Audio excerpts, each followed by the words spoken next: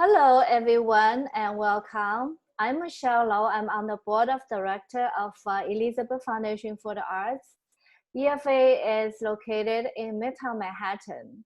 Since the pandemic, EFA studio programs have started a series of online conversations.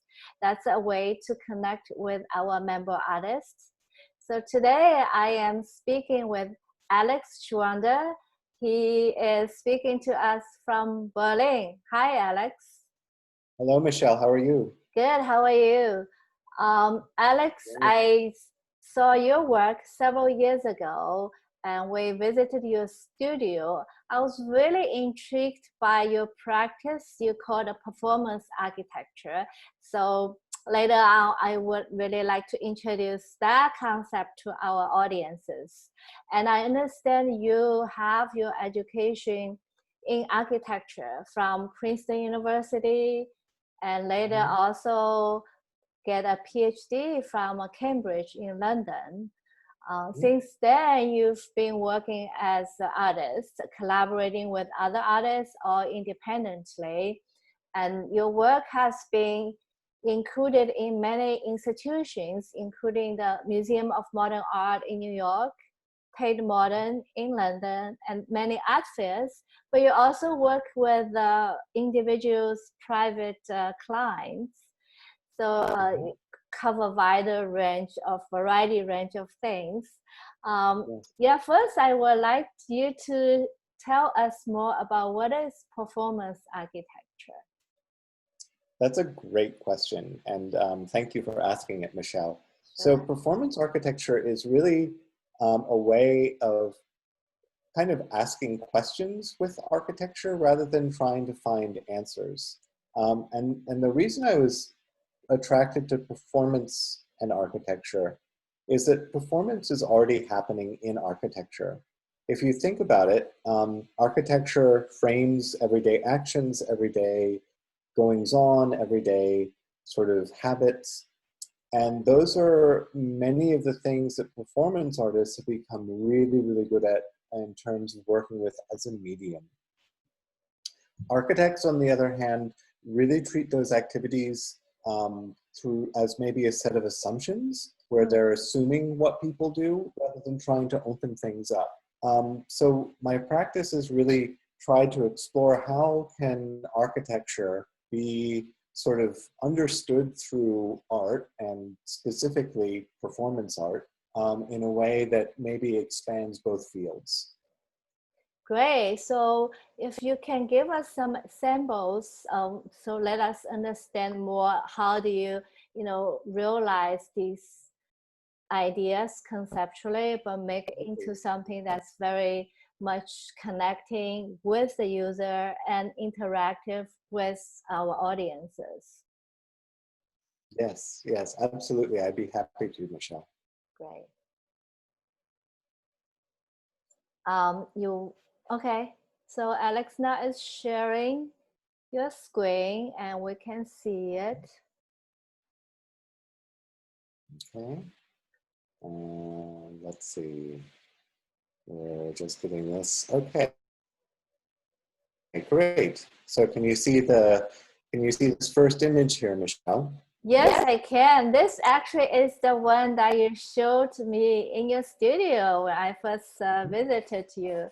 The one in at Omai, right? Yes, this is a piece called Reactor.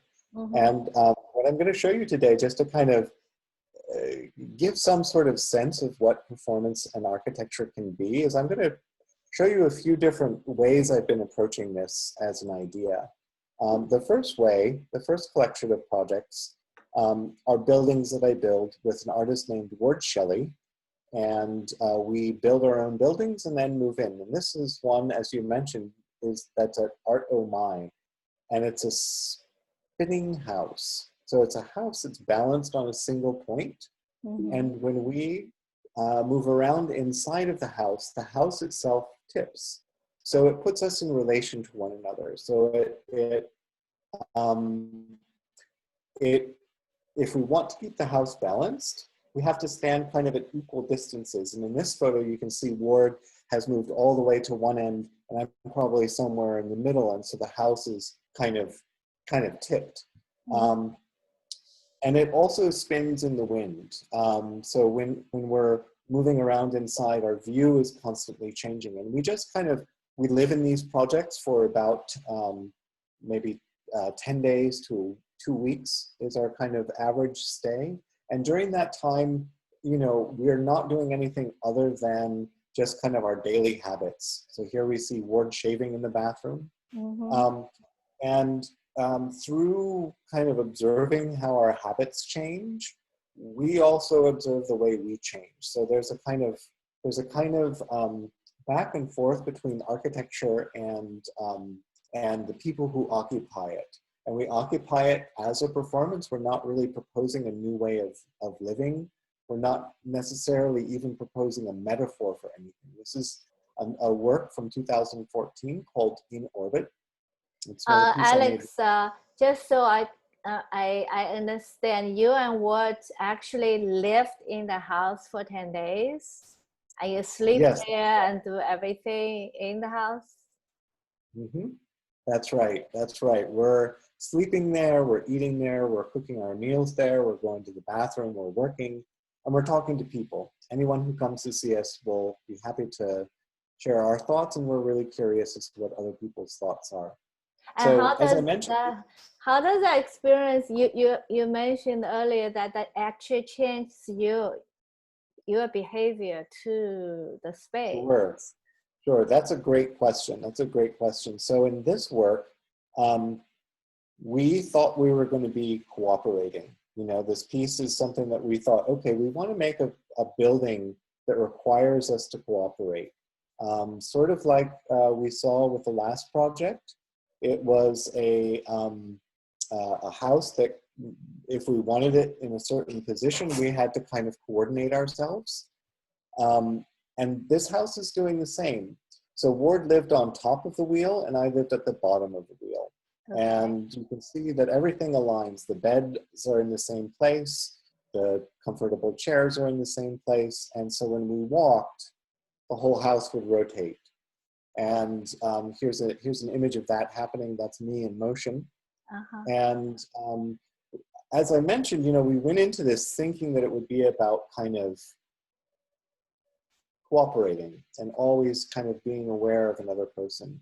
But with Ward's position all the way at the top, which was maybe 25 feet off the ground, and mine sort of safely on the inside of the wheel, I really had to kind of take care of the wheel, its movements, really watch out to make sure that Ward was going to be okay. And so that was a way that we changed. That was something we didn't expect.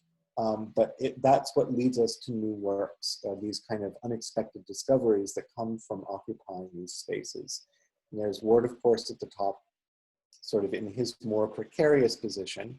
And people have asked whether we think of this as a kind of like, as a kind of can you do it thing, almost like a reality show. But it's different from that in the sense that we're not trying to make any sort of point. It's really a process of discovery. We're seeing what emerges out of this process rather than trying to prove that we can do something. And it requires both of you very physical, right? Physically fit in order to be able to live there. We have to be in pretty good shape. We also build all of our own works too. So, anytime we do one of these, we know we're going to shed a few pounds. So it's good. So you build the beds and the furniture. You build those yourself. As well. Some of it we buy. You can see there are a couple of IKEA chairs in there and a couple of other little things, but mostly we build everything ourselves. Fantastic. Wow. And this next project I'm going to show you is one that we did in 2019 called Slow Teleport. And this was done in Luxembourg. And we were asked to come up with a piece for a hedge maze. And you can see the hedge maze just on the right where those little flowers are. And we built this kind of mysterious object, and we left it there for a couple of days. And then on the day that the performance started, we moved in. And as soon as we moved in, we started taking this kind of strange object that looks kind of like a Trojan horse or a boat or something like that. We started taking it apart and using all of the pieces to build a pathway over the hedge maze to get to the other side. And this process took maybe about 10 days total. And once that initial object was sort of completely deconstructed, we were able to walk to the other side and basically just build it back as closely as we could. So over that time, you know, there were all sorts of things that would happen. We had to come up with a way of eating, a way of sleeping, a way of going to the bathroom, a way of talking to people. And we kind of adapted this whole environment to do all of those things. There were 4 of us that did this work. We were joined by 2 younger artists, Matthew Brown and Clemens Klein, both of whom live in Europe. And so it was also a kind of challenge to the dynamic that just Ward and I have to kind of see how, you know, how do we change? How do we change over this time? And you know, those answers sometimes take a long time to come about. It took us a while to really think about caretaking with the in-orbit piece. It took us a while to think about kind of a common goal, which is managing the wind, which was the first building. And in this one, it's how do you include other people into your world, since Ward and I had been working together for so long. Right, right. So these works takes, in order to exhibit this work, it takes at least a period of time, 10 days or longer time.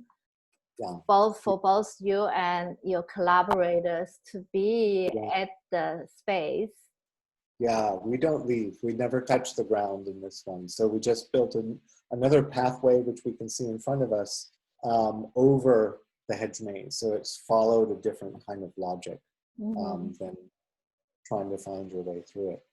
So Michelle, I'm going to move on from this project, and I'm going to show another vein of exploration of what performance and architecture might be. If you think about this as, you know, our living in the work is the performance, and the architecture kind of facilitates some sort of change in relationship.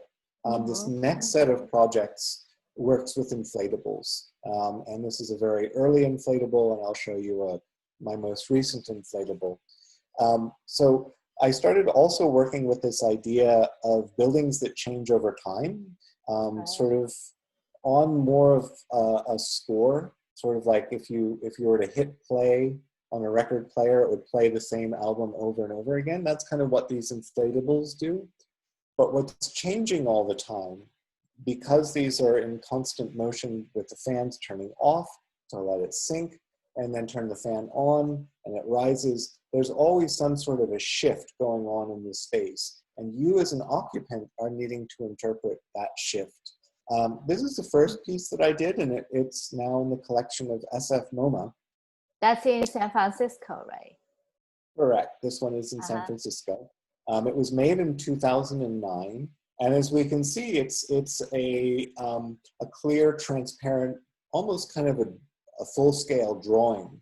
And it is the 4 rooms of an 800 square foot house put into the skin of a 500 square foot house. And then those 4 rooms are turning off and on all the time to kind of push things out of the way. And when you look through it, sometimes you see recognizable features like a window or a doorway or something that might look like some stairs, which we'll see here. Right, yes. But it's always changing. And as I was standing around quite just kind of getting a sense of what people's impressions of this work were in the museum, I overheard a number of people saying, well, how do I get in? How do I enter this work? And at that point, I started to kind of really explore inflatables for how you can occupy them. And this next work is called Sense Factor, that was done in Munich last year. And this one is one that you can enter. It's quite a large work. It's maybe about 80 feet by 50 feet by about 20 feet tall. And it's made up of, I think, 20 different inflatable pieces, 11 of which are moving at different times. So you can see the entry area where part of this wall collapses and then it will rise to fill in that void again, but that's how you get in. And there's a much smaller entrance off just to the other side, and the large entrance is moving very slowly and the small one is moving very quickly. So everything is always changing. And people can go inside, climb or walking inside yep. the inflatable Mm-hmm. object. It's a whole environment, and you know, these inflatables are quite strong. They can lift your entire body up. Oh, wow. And there are certain passages that are blocked at some times and open at others. You can see something that's kind of falling over that will then rise again. So the space is always something that you need to be interpreting about how you're going to occupy it.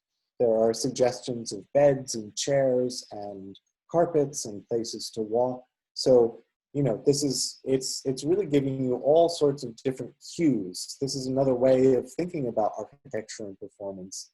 The artist, Fluxus artist, George Brecht, had a really interesting way of thinking about a chair. He thought of it not as a thing, but as a set of instructions that told you to sit down or stand up, right? That's what a chair does. So if the architecture is giving you cues, like a doorway is to pass through, that are changing all of the time, you as the occupant are challenged to not just go with what your habits are telling you to go with, but you're needing to say, okay, here's this thing that looked like I could sit on it a moment ago, but now it's filling the space and blocking me from passing. What do I do? How do I engage it? Maybe the rules of engagement are just really different, and I need to kind of think about how I'm going to be in this space. So that's really how I think about these inflatables. You know, they are works that are always changing the script for what you're supposed to do inside of a building. And my most current work, which is a work I'm developing for December, is thinking about these as sonic instruments. You know, there's always the sound of a fan, and I'm working with a sound artist named Mieko Suzuki on a new work that basically turns inflatables into sonic instruments that she, as a sound artist, can kind of compose and start to shape both space and sound at the same time. So that's something I'm really excited about. Yeah, see, when I'm looking at this, particularly this project, it almost requires participants, audience participants, to be also highly adaptive in the situation, and also be flexible and alert. So all these things, in a way, seems to be so current at current situation with the pandemic. Well, that's a great way of looking at it, Michelle. Yeah, I think you already thought about before this happened, but this is part of the conversation. So how is, because these projects also require a lot of collaboration in a public spaces. So how does the pandemic impact your practice now, and what are you thinking of? Is your private client project is a little bit more catering to the current situation versus these kind of large scale public projects? Sure, that's a great question, Michelle, and probably is a good segue into this last group of work that I want to share with you guys today. Which is a work that I've actually been developing for over 10 years. It started in 2009 in Berlin, where I offered free architectural advice in a gallery to anyone who would want to come and get some free architectural advice. And certainly with everyone being at home these days, there's a lot of, everything about the home is shaken up. You know, we're using our homes very, very differently. So the way these pieces start is I have a conversation with someone about their house, and I never see the house before the conversation. I don't want to see floor plans. I don't want to think about how to change the physical space, what I'm most interested in is how do you change the way you perform yourself through the space? How do you renovate an apartment using a performance rather than sort of drywall or marble or any sort of material modification? You modify the way you use it rather than anything about the space itself. After I have a conversation with the person, that person and I come up with an idea for like, how would you use the space differently? And, you know, it's really, Michelle, not about fixing a problem. It's not about like, oh, I don't have enough space. Right. That might be something that the person mentions, but really it's more about who am I? You know, it's really kind of doing what art does best, which is allows us to think beyond the familiar, who we are familiarly. You know, it kind of pushes us beyond the selves that we know into some new areas. And so once I have that sort of idea with the person that I'm working with about what the renovation will be. In this renovation, it's someone who had a kind of who had a sort of really sort of strange relationship with another person in the house. And the renovation was simply to take a bath. And this is an image of me dressing up like that person. That person then photographed me taking a bath in their house as them, and then they would receive that photograph. And what's interesting about these photographs as architectural sort of documents for renovating your house with a performance is that you then get this photograph to hang in your house and remind you to enact this renovation. I've had people who have just gotten a dog that they've been unsure about, and so this is a way of sort of negotiating a private life, a love life, a romantic life with a new member in the house. This is another sort of romantic relationship where the person wanted a boyfriend but wasn't sure about the boyfriend, so they came up with this idea for an okay boyfriend. Maybe I'll get a boyfriend for a year. It's a performance. So all very, very complicated things that result in some quite interesting experiences. It's not about fixing an apartment. It's more about kind of opening yourself up and seeing who you can become. And in others, these are you posting as the woman right. and the man. Okay. Exactly, exactly. So I dress up like my clients, like the people, my collaborators, really, in order to protect their identity. So if this is ever shown in a museum, no one's ever going to know who it is because I marginally look like them. I don't really look like them at all.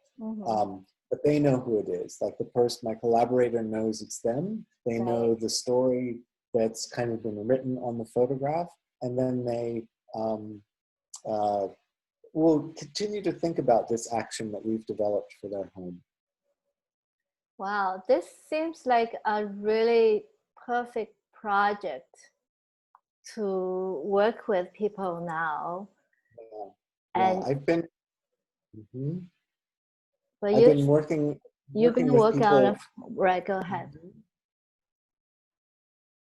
Yeah, no, I've been working with people to renovate their homes during this time. You know, it's been a very kind of it's been almost like a pleasure project, you know, because it can, even if it doesn't change someone's house, it changes someone's relationship with who they're becoming. So that's a really interesting way of thinking about it.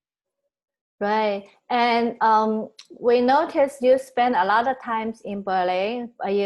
Initially you're from New York, right? You're native New Yorkers.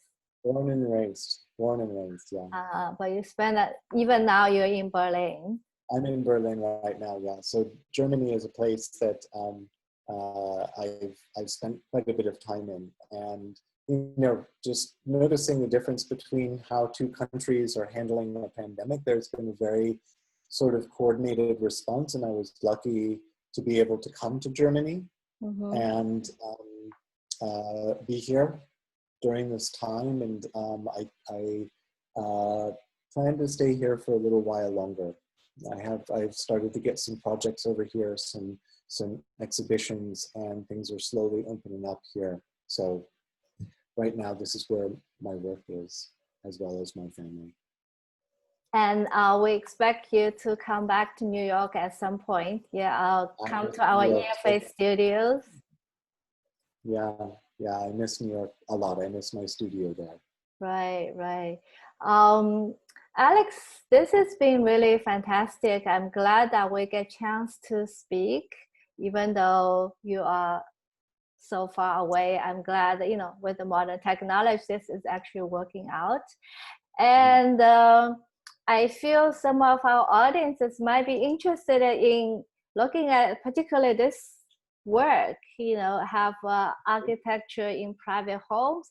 If they're interested in, can they contact you through your website? Absolutely. My website is my name, which is Alex Schweder, AlexSchweder.com. And the email is alex@alexschweder.com. And Michelle, thank you for the great questions today. Thank you so much. So coming up, you mentioned that you have this project that you're collaborating with some artists that's expected to happen sometime in December. Correct.